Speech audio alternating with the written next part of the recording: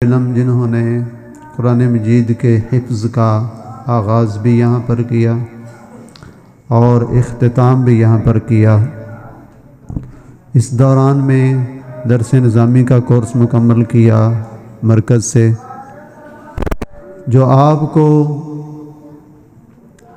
حجر اسود کے بارے میں وہاں سے شروع کر کے پھر رسول اللہ صلی اللہ علیہ وسلم کی مزید شان و عظمت کے منظومانہ اشعار اور کلمات سنا رہے تھے۔ امیر المؤمنین عمر رضی اللہ تعالی عنہ نے کہا تھا حجر اسود کو مخاطب ہو کر، کیا کہا؟ انک حجر لا تضر ولا تنفع، تو ایک پتھر ہے جو نہ نقصان دے سکتا ہے نہ فائدہ دے سکتا ہے، اور اگر رسول اللہ صلی اللہ علیہ وسلم نے تجھے چوما نہ ہوتا ما قبلتک، تو میں تمہیں نہ چومتا۔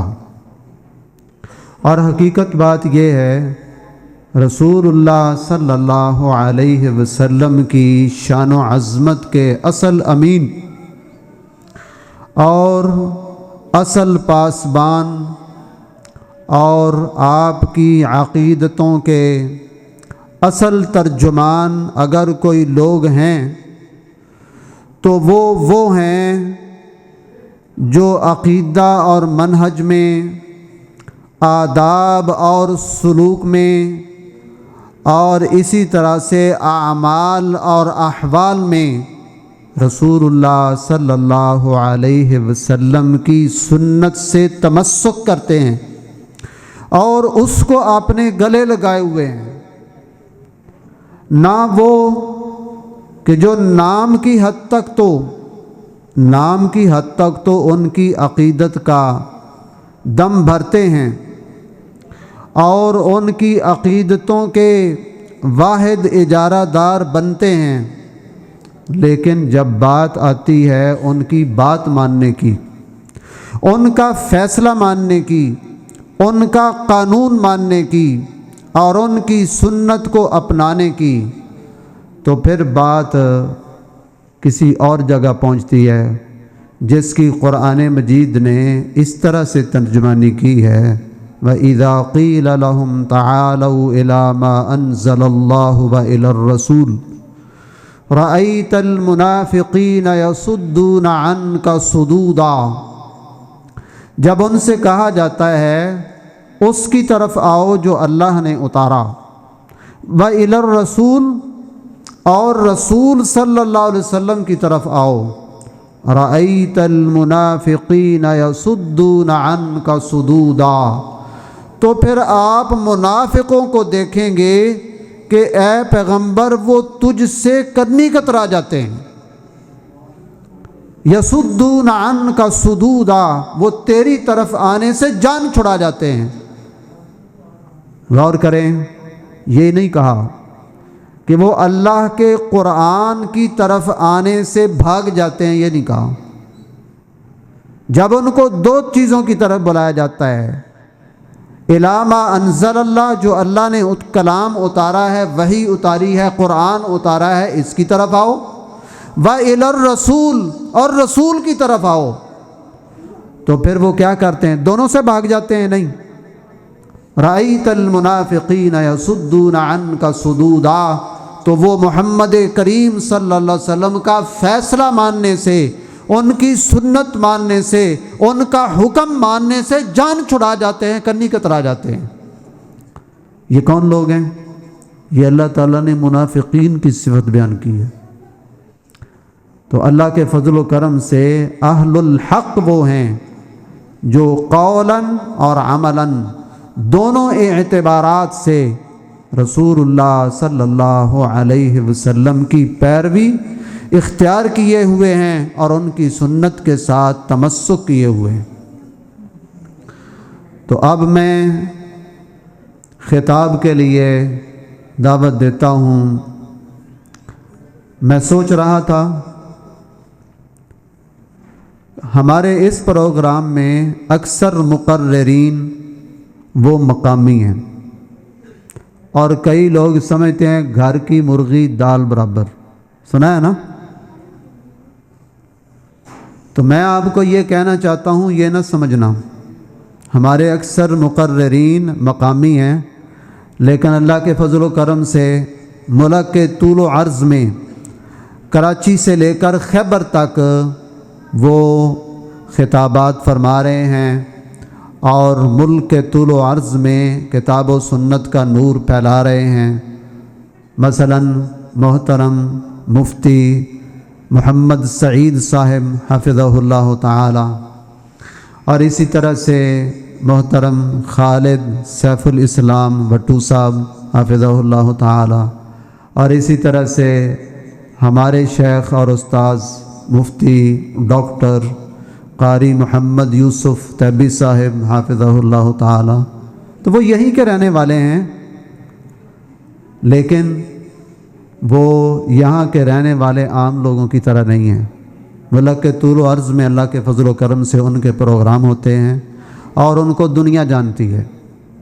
تو میں دعوت خطاب دیتا ہوں ایم فل اسکالر اور استاذ المجاہدین محترم مفتی محمد سعید صاحب حفظہ اللہ تعالی کو، وہ تشریف لاتے ہیں اور ہم سب کو خطاب فرماتے ہیں۔ اتنا بھی چلو ذرا تھوڑی دیر۔ ورحمۃ اللہ وبرکاتہ۔ الحمدللہ والصلاة والسلام علی رسول اللہ، اشہد ان لا الہ الا اللہ وحدہ لا شریک لہ واشہد ان محمدا عبدہ ورسولہ وبعد۔ اعوذ باللہ من الشیطان الرجیم۔ ومنہم امیون لا یعلمون الکتاب الا امانی وانہم الا یظنون۔ وقال النبی صلی اللہ علیہ وسلم من ابطأ به عملہ لم یسرع به نسبہ۔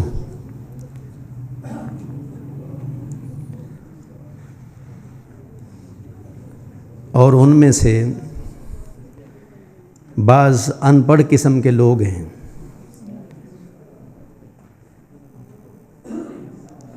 جو کتاب کو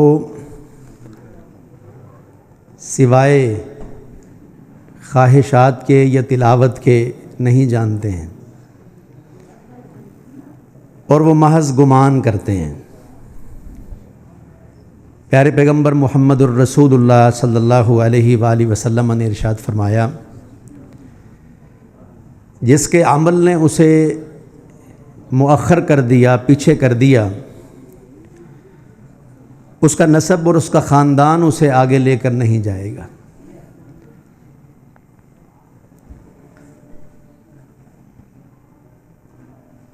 محمدی مسجد داوکے میں آج کا یہ پروگرام عظمت قرآن کے موضوع پر منعقد کیا جا رہا ہے۔ بلا شبہ قرآن مجید اللہ رب العزت کا کلام ہے۔ جو فرشتہ اسے لے کے آیا وہ نورانیوں کا سردار ہے۔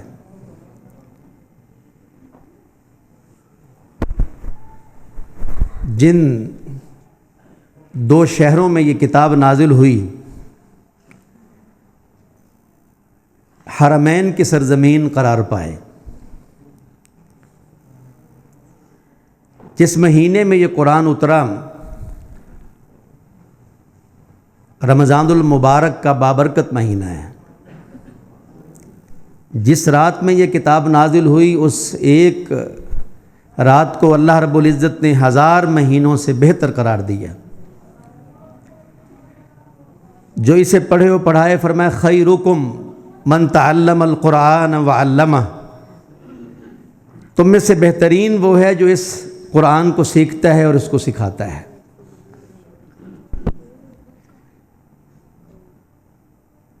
جب قرآن مجید نہیں تھا، قبل از بعثت محمد صلی اللہ علیہ وآلہ وسلم، تو سارے خطے میں وحشتوں اور ویرانیوں کے ڈیرے تھے۔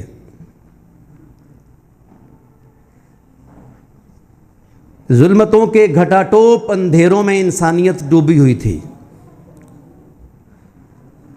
صحیح مسلم میں عیاض ابن حمار المجاشعی رضی اللہ عنہ سے مروی حدیث ہے، نبی صلی اللہ علیہ وسلم نے فرمایا کہ مجھے بھیجنے سے پہلے ان اللہ نظر الی اہل الارض، اللہ رب العزت نے زمین والوں کی طرف نظر کی، فمقتہ عربہم وعجمہم، تو عرب اور عجم کے کردار نے اللہ کو غضبناک کر دیا۔ عربی بھی بڑے بگڑے ہوئے تھے اور عجمیوں کے اخلاق اور کردار بھی بڑے ہی برے تھے۔ الا بقایا من اہل الکتاب، سوائے اہل کتاب کے چند لوگوں کے کہ وہ کچھ بہتر تھے۔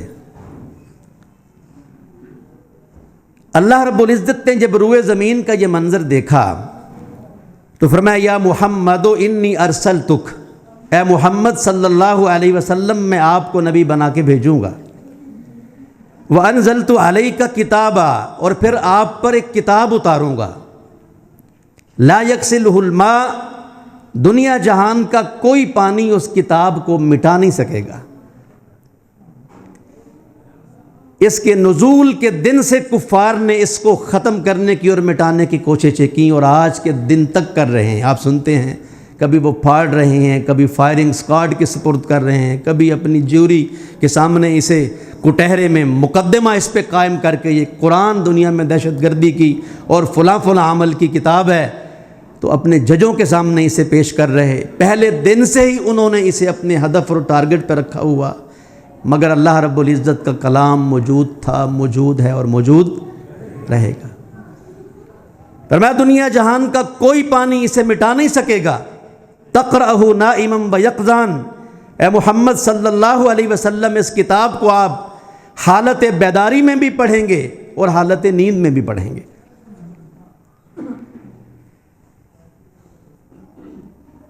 تو اللہ رب العزت نے دنیا کا، اہل الارض کا ماحول بدلنے کے لیے انقلاب کی اور تبدیلی کی کتاب قرآن مجید نازل فرمائی۔ حالات یہ ہیں وَجَعَلُوا لِلَّهِ مِمَّا ذَرَأَ مِنَ الْحَرْثِ وَالْأَنْعَامِ نَصِيبًا، کھیتی اللہ دیتا ہے، مویشی اللہ دیتا ہے، لیکن اللہ کے دیے ہوئے مویشیوں کو وہ غیر اللہ کے نام وقف کر رہے تھے۔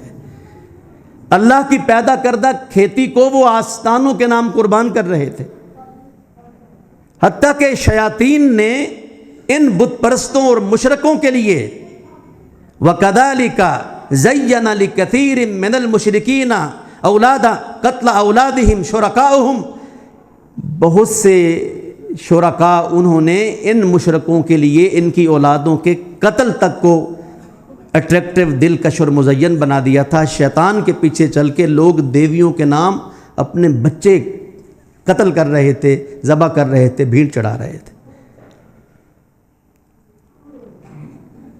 گھوڑ دوڑ پہ جھگڑ رہے تھے، بیٹیوں جیسے مقدس اور محبوب رشتے کو زندہ درگور کر رہے تھے۔ کبھی پانی پینے پلانے پہ جھگڑا، کبھی گھوڑا آگے دوڑانے پہ جھگڑا۔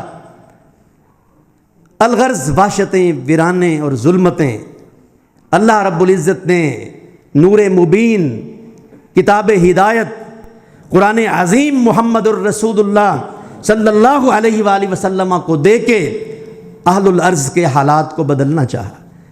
یعلمہم الکتاب ویزکیہم، اللہ کے نبی نے کتاب کی تعلیم دی اور لوگوں کا تزکیہ کیا، ان کی روح کو پاک کرنے کی کوشش کی، ان کے بدن کو پاک کرنے کی کوشش کی، ان کے رزق کو اور ان کے پیٹ کے لقموں کو قرآن مجید پڑھ پڑھ کر پاک کرنے کی کوشش کی۔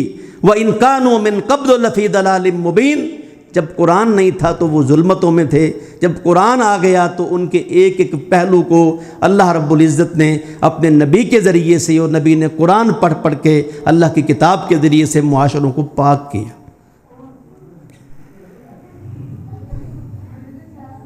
وہ بجلی کا کڑکا تھا یا صوت ہادی، عرب کی زمین جس نے ساری ہلا دی، اتر کر حرا سے سوئے قوم آیا اور ایک نسخہ کیمیا ساتھ لایا۔ پھر اس نسخہ کیمیا نے، اس کتاب ہدایت نے یہ انقلاب بپا کیا۔ فَأَصْبَحْتُمْ بِنِعْمَتِهِ إِخْوَانًا، کہ تم اللہ کی نعمت سے، یعنی نعمت ہدایت سے اس اللہ تبارک و تعالیٰ کی دی ہوئی کتاب پر عمل پیرا ہونے کے صلے ریوارڈ اور نتیجے میں تم بھائی بھائی بن گئے. پہلے تو ایک دوسرے کے خون کے پیاسے تھے اور پھر اللہ نے اپنی کتاب کی اس نعمت کے ذریعے سے تمہیں بھائی بھائی بنا دیا. حالات تمہارے یہ تھے کہ تم تو جہنم کے دہانے کھڑے تھے، مگر کتاب اور صاحب کتاب کو بھیج کے اللہ نے تمہیں جہنم میں گرنے سے بچا لیا. فَأَنْقَذَكُم مِّنْهَا.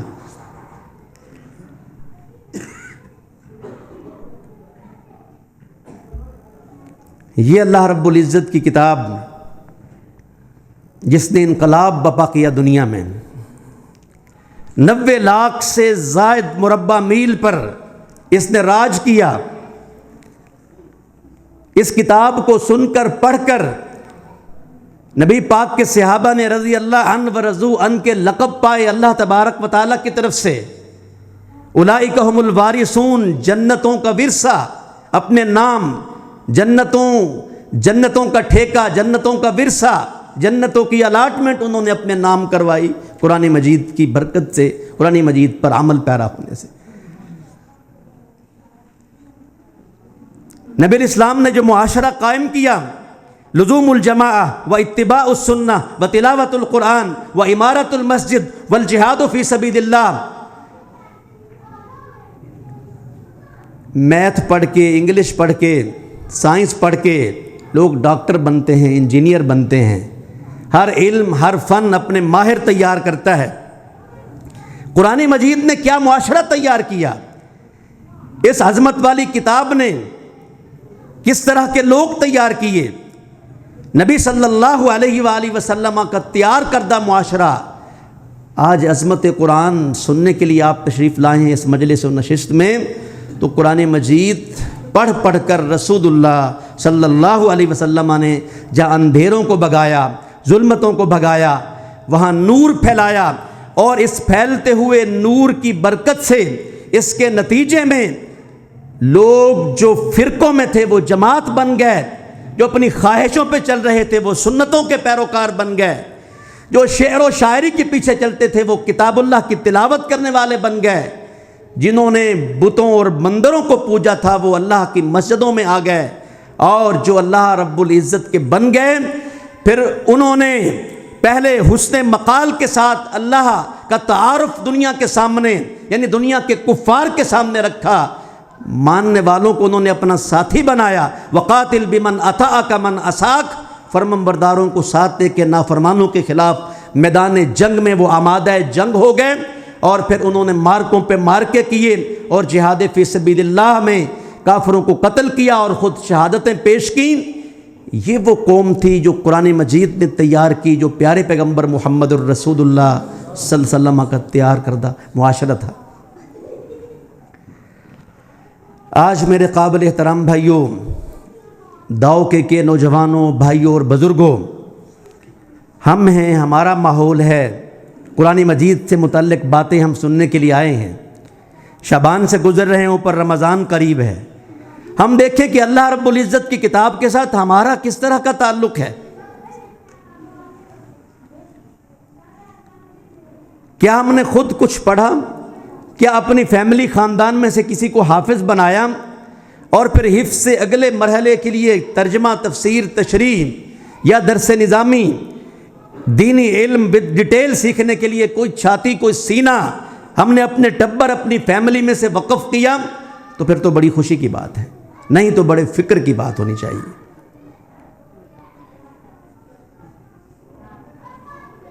قرآن مجید کی پہلی طویل ترین سورت سورہ بقرہ ہے.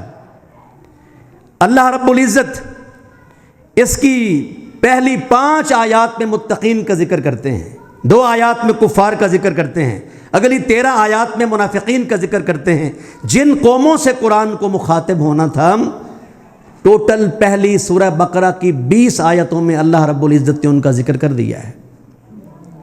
اور پھر انسانیت کو توحید کا درس دیا، پھر اپنے بندے محمد علیہ الصلاۃ والسلام کا اور ان پہ اترنے والی کتاب کا تعارف کروایا، پھر جنت اور جہنم کا بیان کیا، پھر زمین اور آسمان کا بننا اور ان کی تخلیق اور صنعت کا مقصد اور پھر پہلے انسان آدم علیہ السلام کا ذکر ہے، اور آیت نمبر 40 سے لے کر پھر آیت نمبر 120 تک اللہ رب العزت نے یہود کے متعلق، بنی اسرائیل کے متعلق 84 آیتوں میں ہمیں سمجھایا، بتایا، پڑھایا ہے۔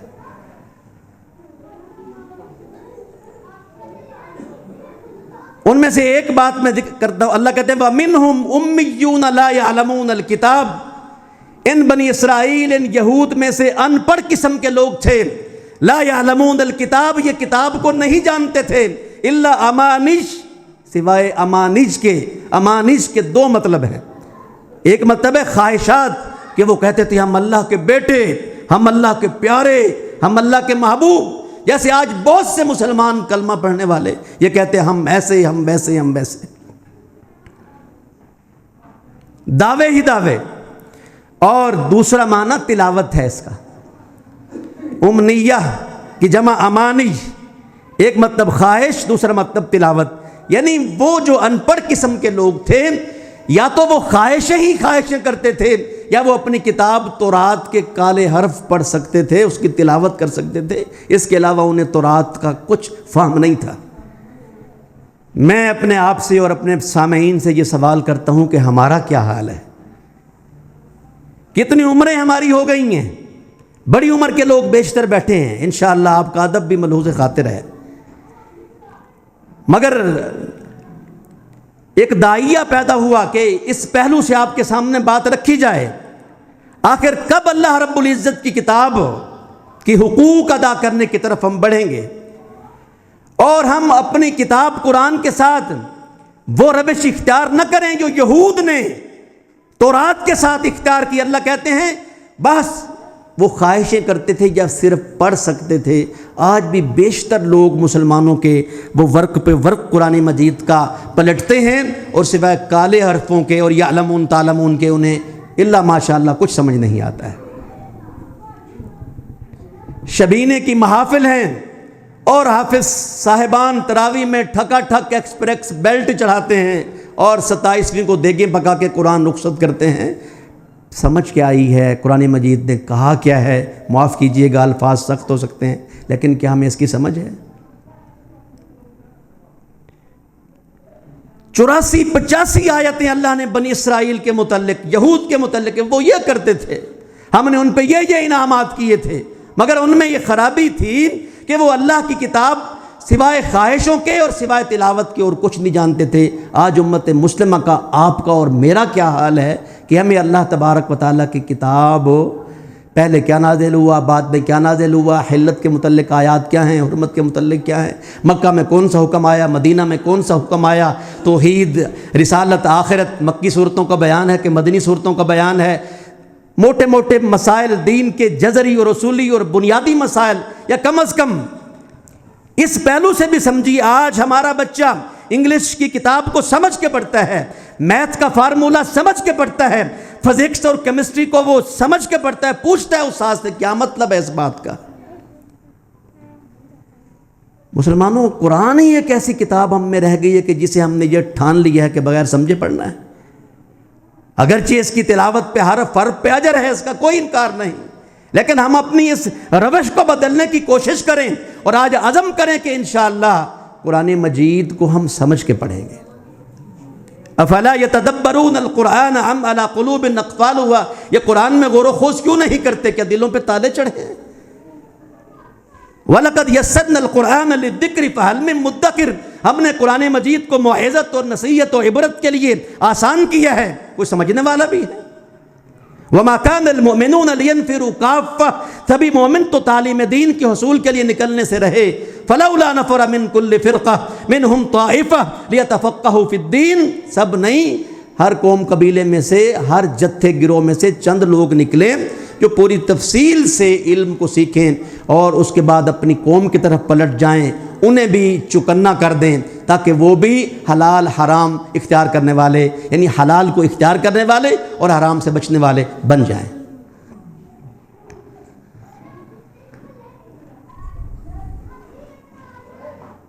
پہلا پارہ ختم ہوتا ہے، اللہ تبارک و تعالیٰ یہود کے متعلق بہت سی ان کے جرائم، ان کی چارج شیٹ ذکر کرنے کے بعد کہتے ہیں کہ وَقَالُوا كُونُوا هُودًا أَوْ نَصَارَىٰ، اور وہ کہتے تھے یہودی بن جاؤ یا نصرانی بن جاؤ تم راہ پا جاؤ گے۔ قُلْ بَلْ مِلَّةَ إِبْرَاهِيمَ حَنِيفًا، اے میرے نبی آپ انہیں کہیے نہیں، نہ یہودی بننے میں کامیابی ہے نہ نصرانی بننے میں کامیابی ہے، بلکہ پہلے سپارے کا سبق اور درس یہ ہے کہ تم کو ابراہیمی بننا ہے۔ اور محمد الرسول اللہ صلی اللہ علیہ وسلم ابراہیم علیہ السلام کے سب سے قریب ہے۔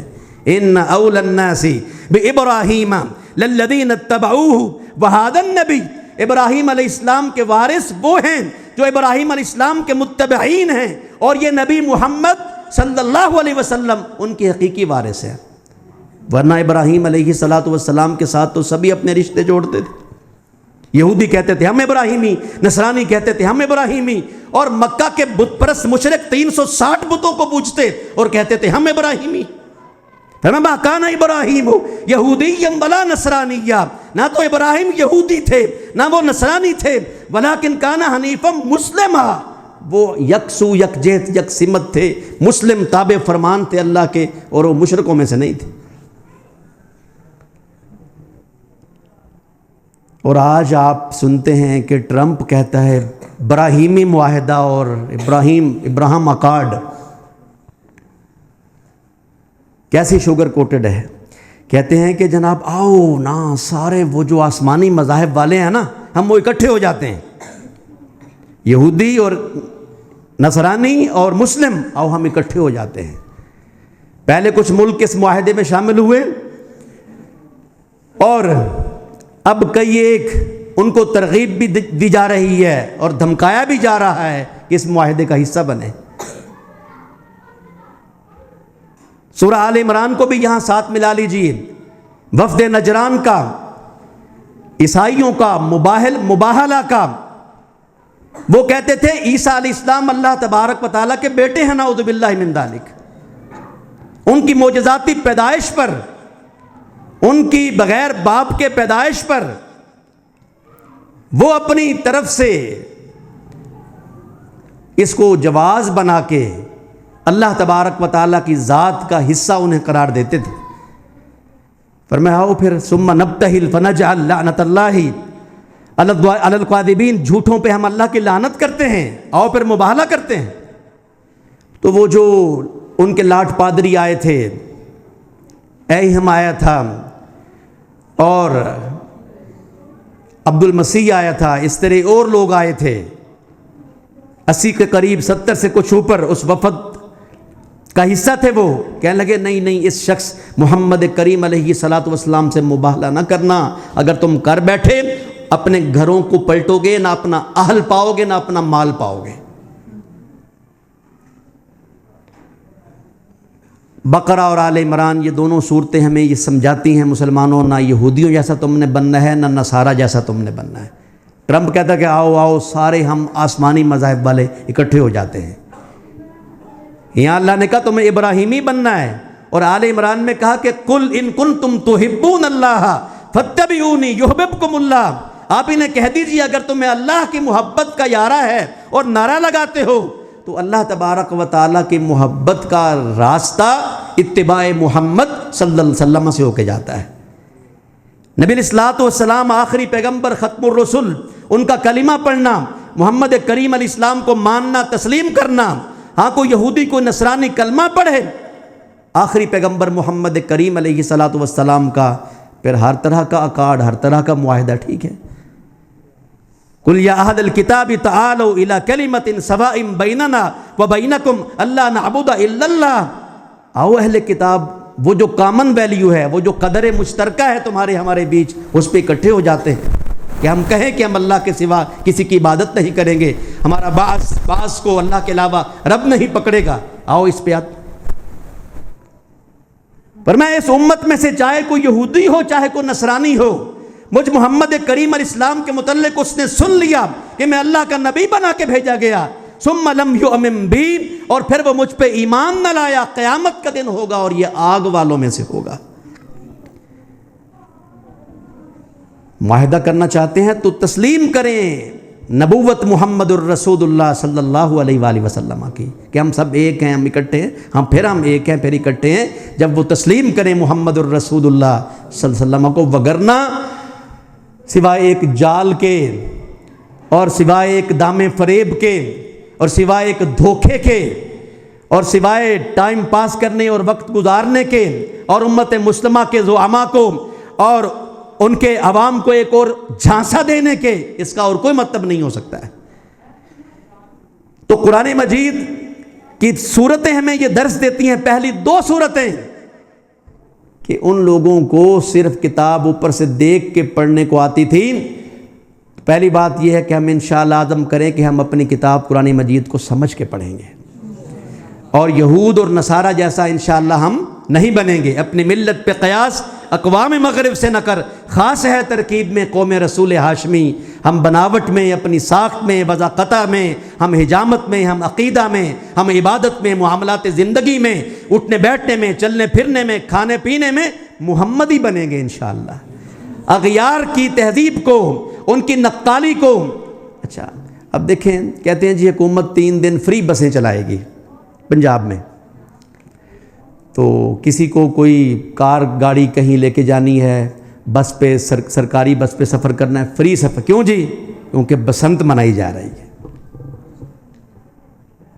لڈیاں ہو کاٹا بو کاٹا ہو رہا ہے. وضع میں تم ہو نصارہ تو تمدن میں ہنود، یہ مسلمان ہیں جنہیں دیکھ کے شرمائیں یہود. قرآن مجید پڑھنے والے، پڑھانے والے، سننے والے، سنانے والے، عظمت کی بات. مگر مسلم عوام اور بعض ہمارے حکام کے فیصلے، ہم کھڑے کہاں ہیں؟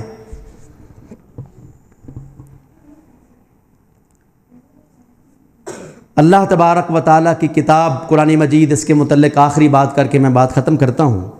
میں اپنے آپ کو اور اپنے سامعین کو یہ نصیحت کرتا ہوں کہ اللہ تبارک و تعالیٰ کی ایک کتاب ہے جسے قرآن مجید کہتے ہیں، اور اللہ تبارک و تعالیٰ کی ہی کتاب ہے جس کو حدیث شریف کہتے ہیں. قرآن مجید کے پڑھنے کا پھر بھی الحمدللہ اور حفظ کرنے کا بہت سا رواج ہے اور ماحول ہے ہمارے معاشروں میں، لیکن الا انی اوتیت القرآن ومثلہ معہ، خبردار مجھے قرآن دیا گیا ہے اور قرآن کے ساتھ قرآن جیسی ایک اور چیز دی گئی ہے، وہ ہے سنت محمد صلی اللہ علیہ وسلم، حدیث محمد صلی اللہ علیہ وسلم، جسے آپ کہتے ہیں بخاری شریف، مسلم شریف، ترمذی، نسائی، ابن ماجہ، ابو داؤد، حدیث کی دیگر کتب اور ذخیرے. یہ سب اللہ کے رسول علیہ الصلوۃ والسلام کی حدیثیں ہیں. قرآن مجید کی تشریح ہے، یہ بھی اللہ تبارک و تعالیٰ کی کتاب ہے. اگرچہ یہ وحی غیر مطلوب ہے کہ نماز میں ہم عبادت کرتے ہوئے اس کی تلاوت نہیں کرتے ہیں، لیکن اللہ کے رسول کا فرمان اللہ کا فرمان ہے اور اللہ کے رسول کی اطاعت اللہ کی اطاعت ہے. لہذا آج کے اس درس میں تشریف لانے والے بھائی یہ ذہن لے کے جائیں، اور میں یہ موٹیویشن دینا چاہتا ہوں کہ ہم نے قرآن مجید کا ترجمہ پڑھنا ہے، مگر اس کی تفسیر اللہ کے رسول کی حدیث سے دیکھ کے نکال کے، یعنی قرآن اور حدیث کو ملا کے جب ہم پڑھیں گے تو پھر ہمیں مطلب بھی سمجھ آئے گا، احکام بھی سمجھ آئیں گے اور دین کی روح بھی ہمیں سمجھ آئے گی. کیونکہ نبی صلی اللہ علیہ وسلم نے جب تک نہیں سمجھایا، عربی جاننے والے بھی، آپ کے بعد اصحاب بھی نہیں سمجھ سکے. اللہ کہتے ہیں کلوا واشربوا حتی یتبین لکم الخیط الابیض من الخیط الاسود من الفجر. روزوں کے حکام، دوسرا پارہ.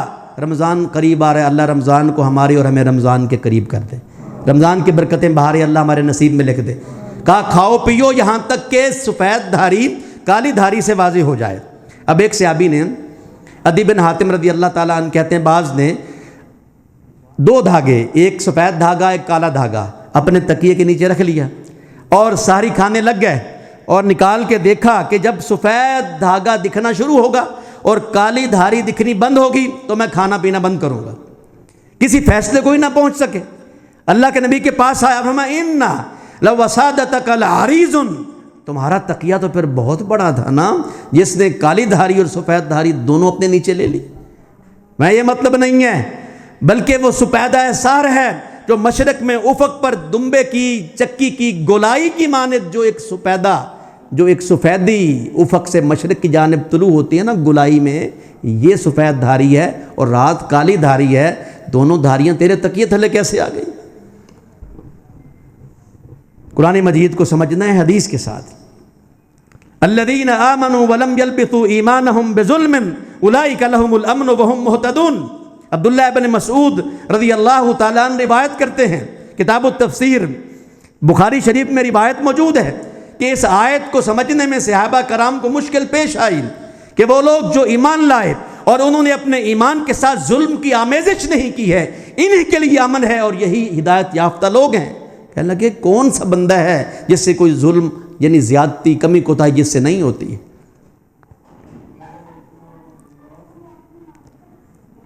اس کا مطلب پھر تو ہمارے لیے امن نہیں اور ہم تو ہدایت والے نہیں۔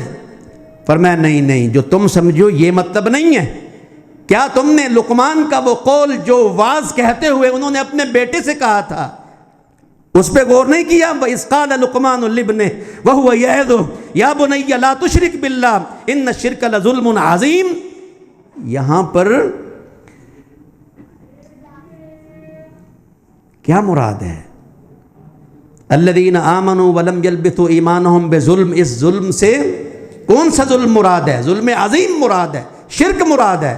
اور جو ظلم تو جو تم عام زیادتی کے معنی میں لے رہے ہو، چھوٹی موٹی کسی کوتاہی کے معنی میں لے رہے ہو، یہاں ظلم اس معنی میں نہیں ہے۔ قرآن مجید تو سمجھانا ہے محمد الرسول اللہ صلی اللہ علیہ وسلم نے۔ صحیح البخاری میں ہی عبداللہ ابن مسعود رضی اللہ تعالیٰ عنہ مفسرین نے سورہ الحشر کی آیت وما آتاکم الرسول فخذوہ وما نہاکم عنہ فانتہوا کی شرح میں لکھا ہے کہ بنو اسد قبیلے کی خاتون تھی ام یعقوب، عبداللہ ابن مسعود کے پاس آئی کہ تم یوں ہی عورتوں پہ لان تان کرتے رہتے ہو۔ وہ کہتے ہیں کہ اللہ کے رسول نے کہا کہ لعن اللہ الواشمۃ والموتشمۃ والنامسۃ والمتنمسۃ المتفلجہ للحسن المتغیرہ خلق اللہ، کہ اللہ رب العزت نے کھال گودنے گدوانے والی پلکنگ تھریڈنگ یہ عمل اللہ نے ان پہ لعنت کی ہے۔ اے عبداللہ یہ اللہ کی کتاب ہے دو گتوں کے بیچ، یہ ساری میں نے پڑھی ہے، جو درس تم دیتے ہو نا اس کتاب میں نہیں ہے۔ عبداللہ ابن مسعود رضی اللہ تعالیٰ عنہ کہنے لگے واللہ لو قرأتیہ لوجدتیہ، اللہ کی قسم اگر تو نے غور اور دھیان سے اسے پڑھا ہوتا تو پا لیتی۔ کیا تو نے یہ نہیں پڑھا اللہ کی کتاب میں ما آتاکم الرسول فخذوہ وما نہاکم عنہ فانتہوا واتقوا اللہ، جو رسول دے دے وہ لے لو اور جس سے رسول روک دے اس سے رک جاؤ۔ تو رسول اللہ صلی اللہ علیہ وسلم نے کہا ہے کہ اللہ نے فلاں اور فلاں اور فلاں عورت پہ لعنت کی ہے۔ تو لہٰذا ہم عزم کریں کہ انشاءاللہ قرآن مجید کو پیارے پیغمبر محمد الرسول اللہ صلی اللہ علیہ وسلم کی حدیث کی تفسیر کی روشنی میں انشاءاللہ سمجھنے کی کوشش کریں گے۔ اللہ رب العزت آنے والے رمضان میں اور ان دنوں میں، شعبان میں اللہ کے پیغمبر کثرت سے روزے رکھتے تھے۔ پوچھا گیا تو فرمایا ھذا شہر تغفل الناس عنہ، لوگ غفلت میں، ترفع فیہ الاعمال الی رب العالمین، جبکہ اعمال رب العالمین کی طرف بلند ہوتے ہیں۔ لگتا ہے یہ سالانہ گوشوارہ ہے، باقی واللہ عالم۔ میں یہ پسند کرتا ہوں احب ان یرفع عنی عملی وانا صائم، میں یہ پسند کرتا ہوں کہ میرا عمل میرے رب کی طرف اٹھایا جائے تب میں روزے کے ساتھ ہوں۔ تو خیر کا وقت ہے، برکت کے وقت آ رہے ہیں۔ اللہ تبارک و تعالی ہمیں اپنی کتاب کے ساتھ گہرا تعلق اور دوستی قائم کرنے کی توفیق بخشیں۔ اسے پڑھنا، اسے سیکھنا اور اسے سمجھ کر پڑھنا، اللہ تبارک و تعالی اس کا گہرا فہم اور اس پر عمل کی توفیق سے ہمیں مالا مال فرمائے۔ وآخر دعوانا ان الحمد للہ رب العالمین۔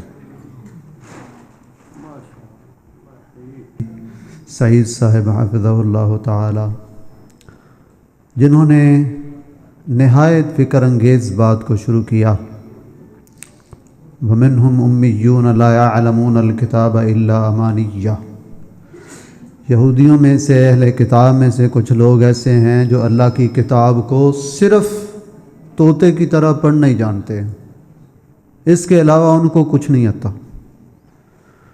تو ہم میں سے بھی اکثر کی یہی صورت حال ہے، اور اس سے زیادہ خوفناک بات یہ ہے کہ ہم پڑھنا نہیں آتا، قرآن مجید کو سمجھنا نہیں آتا، اس کی زبان نہیں آتی، اس کا ترجمہ نہیں آتا، تو زیادہ خوفناک بات یہ ہے کہ ہم سمجھنا چاہتے بھی نہیں ہیں۔ وائے ناکامی کہ متاع کارواں جاتا رہا اور کارواں کے دل سے احساس زیاں جاتا رہا۔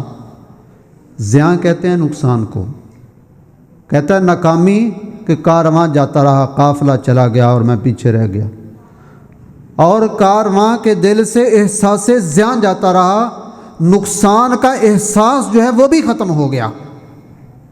ہم میں سے اکثر کی صورتحال یہ ہے۔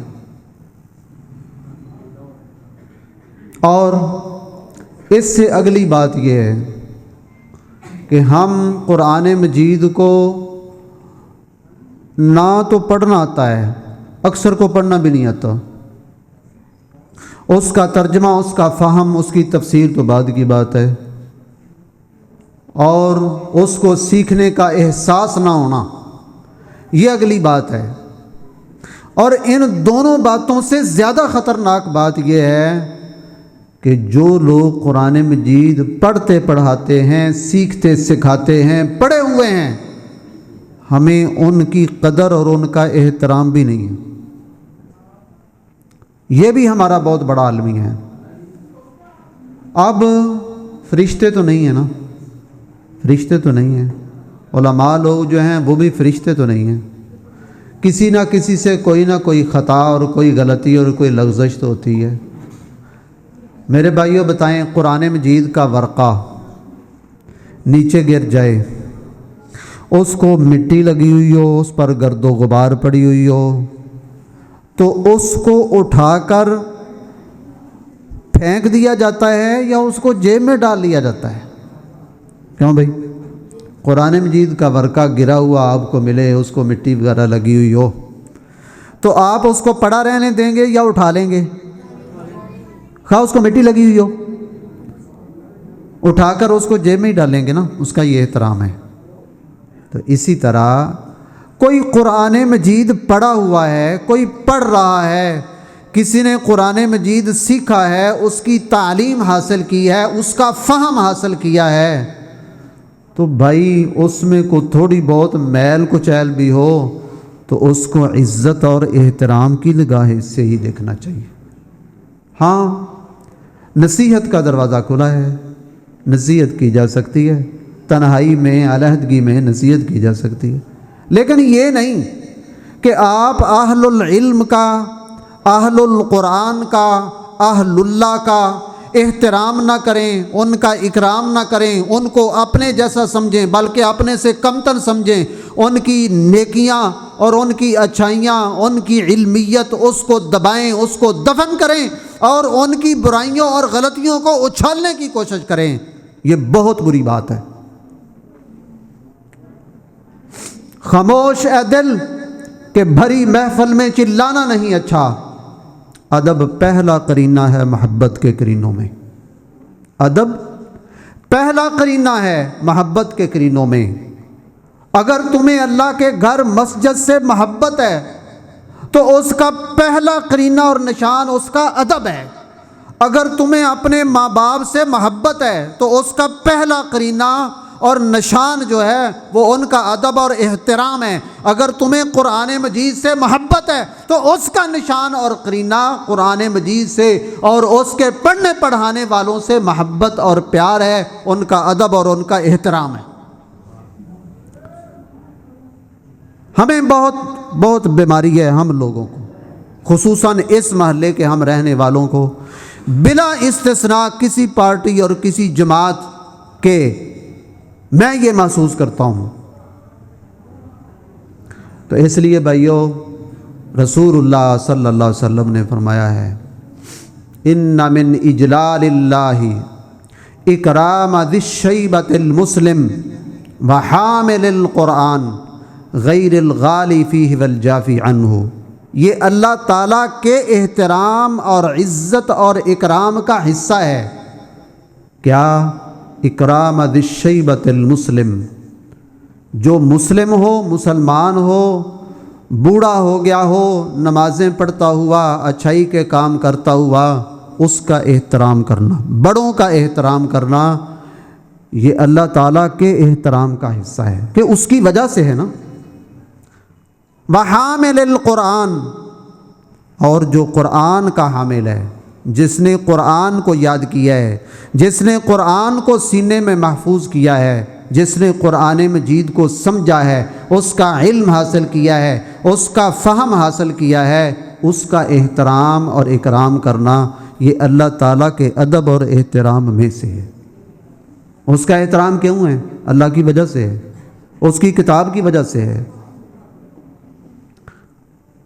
تو میں اپنے آپ کو بھی اور آپ سب کو نصیحت کرتا ہوں کہ بڑوں کا جو احترام ہے نا، یہ بہت بڑی بات ہے۔